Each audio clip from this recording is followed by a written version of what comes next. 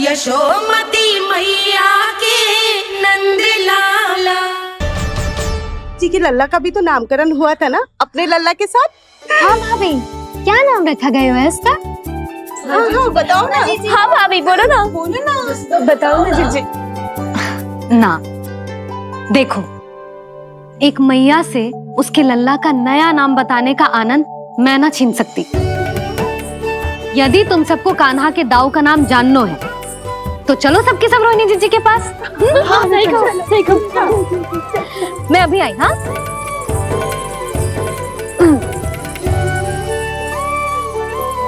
सुनो जी, आप लल्ला को संभालो, मैं अभी आई। रोहिणी, मैं कैसे? ये प्रभु लल्ला जी, क्या मैं कर रहे हो? क्या हो गया आपको? मैं शीघ्र ही आ जाऊंगी। यशोदा, मुझसे दूर कब तक रहोगे बाबा?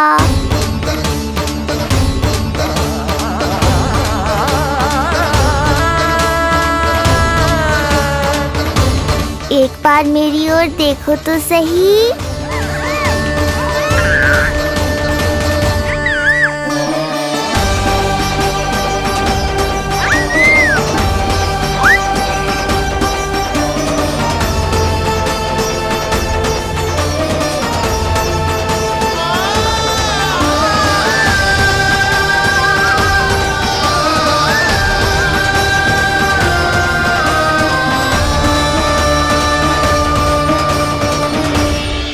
प्रभु, मुझे दुविधा में डालकर आप मुस्कुरा रहे हो।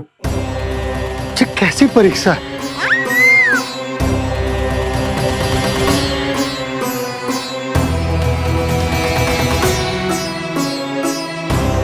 ये क्या कर रहे हैं आप?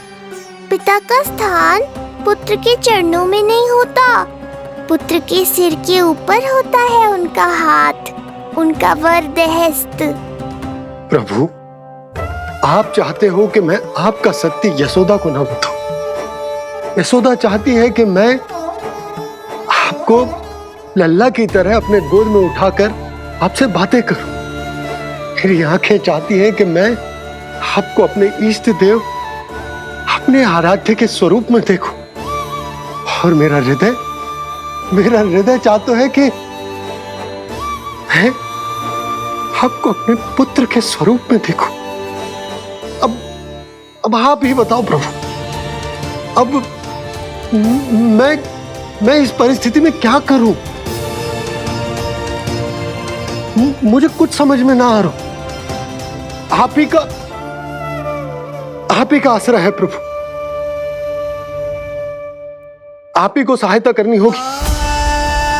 आप ही बताइए कि किस प्रकार एक भक्त अपने भगवान को अपने लल्ला के स्वरूप में देखे, उसे अपने हाथों में उठाए, उसे खिलाए, उसके साथ बातें करे, कैसे वो उसका लालन पालन करे अपने पुत्र के स्वरूप में। प्रभु, मुझे कुछ समझ में ना आ रहा। सहायता करो प्रभु।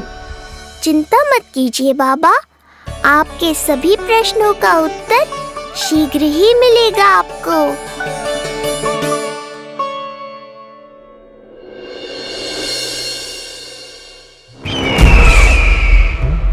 ऋषि गर्ग पधारे हैं महाराज।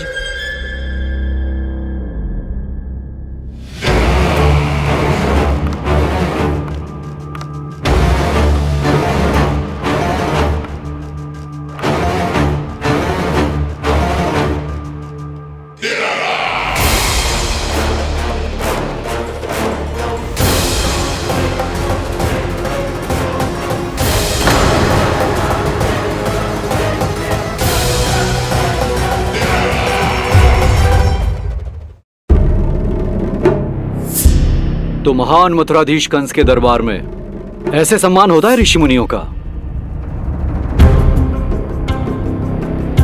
नहीं नहीं ऋषिवर, ये तो केवल एक उदाहरण है कि कैसे एक विष्णु भक्त का सम्मान नहीं किया जाना चाहिए। तब तो अच्छा ही है। मैं यहाँ तुमसे सम्मान की अभिलाषा लेकर नहीं आया हूँ। मैं यहाँ देवकी और वसुदेव से भेंट की इच्छा लेकर आया हूँ। क्यों? मेरे विरुद्ध कोई षड्यंत्र रचना चाहते हो? जो सदैव दूसरों के विरुद्ध षड्यंत्र करता है, उसका संपूर्ण जीवन इसी भ्रम में बीतता है कि सारा संसार उसके लिए षड्यंत्र कर रहा है। परंतु अन्य व्यक्तियों के पास इससे भी अत्यधिक महत्वपूर्ण कार्य होते हैं करने के लिए। यह महत्वपूर्ण कार्य करने की आपकी यह इच्छा इस दरबार में पूर्ण नहीं होगी ऋषिवर।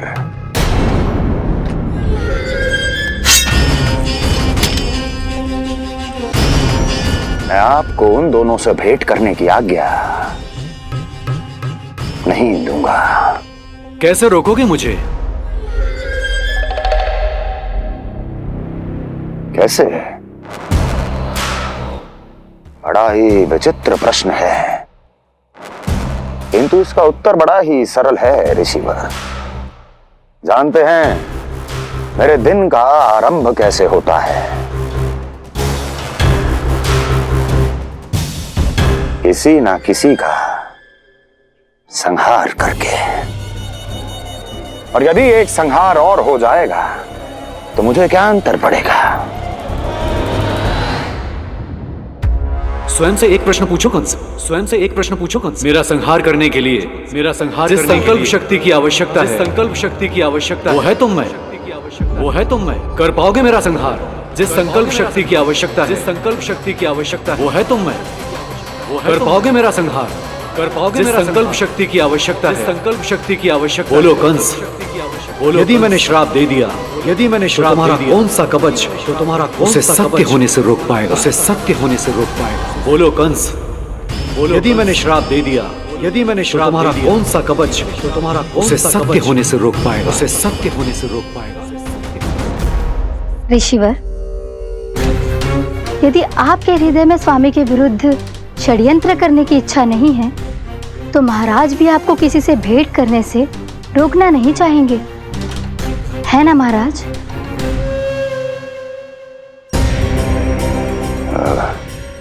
हाँ, आप उन दोनों से भेंट कर सकते हैं।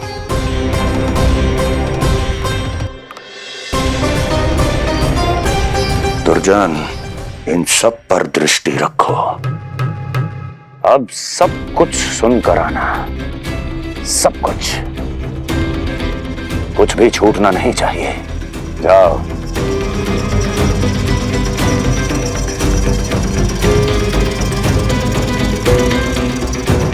लगता है प्राप्ति राजकार्य सीख रही है मुझसे।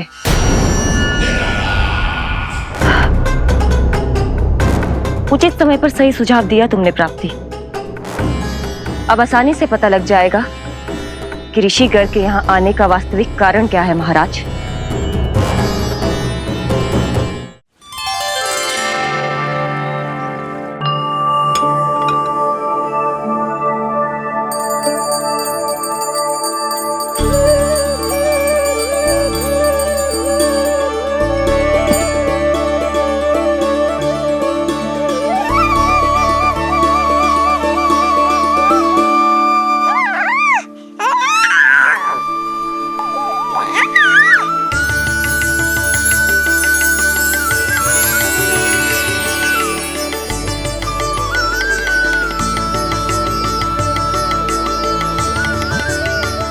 स्वयं नारायण मेरे घर में है तो ये फूल उनके चरणों में क्यों चढ़ा रहा हूं? चल तैयार होगा मेरा लल्ला।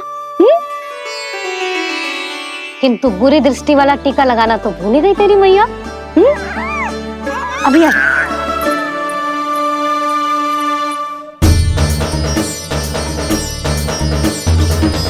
ओहो, नहीं नहीं बाबा, ये मत करो। मैया आ रही है, उन्हें पता चल जाएगा।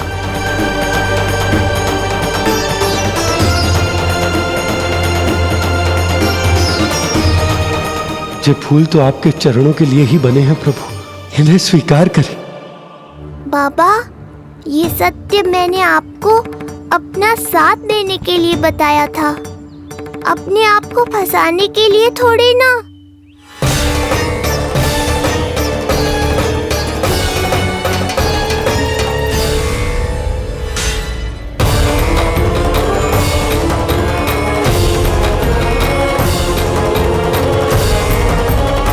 नारायण नारायण। प्रणाम पंडित जी। नंदराज जी, रानी जी, बिटिया के पांव भारी थे ना, तो सेलिवाने समधियाने चला गया था।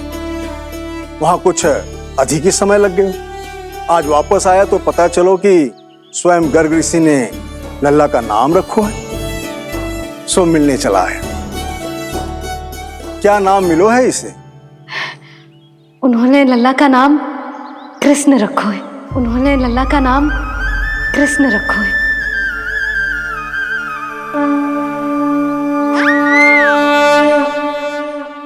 कृष्ण, आहा, उत्तम, अति उत्तम, बहुत मधुर नाम है।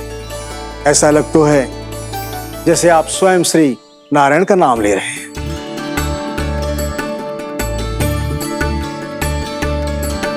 स्थिति को और गंभीर मत बनाओ पंडित जी। आपको तो बाबा के प्रश्नों का उत्तर देना है। एक बार मेरी ओर देख लो, आपको स्वयं ही पता चल जाएगा कि आपको इस समस्या को कैसे सुलझाना है।